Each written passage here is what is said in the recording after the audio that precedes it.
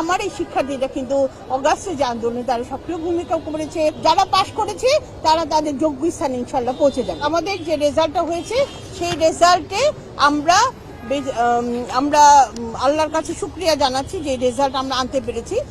আমরা আমাদের যে শিক্ষার্থীরা পরীক্ষা দিয়েছে, যে প্রিপারেশন নিয়ে পরীক্ষা দিয়েছিল, এই সময় আমরা যে সরকারের মাধ্যমে দেখতে পাচ্ছি সেটা হচ্ছে মেধার যাতে মূল্যায়ন হয়, এবং সেক্ষেত্রে মেধার মূল্যায়নের ক্ষেত্রে প্রশ্নের ধারা কিছুটা চেঞ্জ হয়েছে।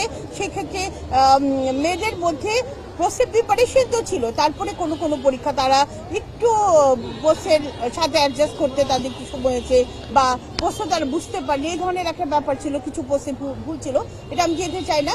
আসলে প্রকৃত মেধার মূল্যায়নই হয়েছে।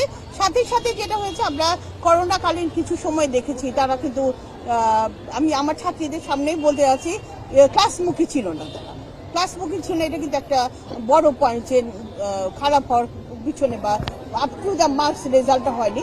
আর যেটা আমরা সর্বোপরি আমরা বলবো, আমার এই শিক্ষার্থীরা কিন্তু অগাস্টে যে আন্দোলনে তারা সক্রিয় ভূমিকা করেছে, এবং তারা এত ভালো একটা রেজাল্টের মাধ্যমে কিন্তু তারা প্রমাণ করেছে তারা সব সময় কিন্তু ভালো জায়গায় পৌঁছাতে পারবে। এবং তাদের যে রেজাল্ট বা জিপিএ, সেটাই কিন্তু সব নেই, তারা যতটুকুই অর্জন করেছে, যে জিপিএ পাক, যারা পাশ করেছে তারা তাদের যোগ্য স্থানে ইনশাল্লাহ পৌঁছে যাবে, এই আশাটুকু আমাদের আছে।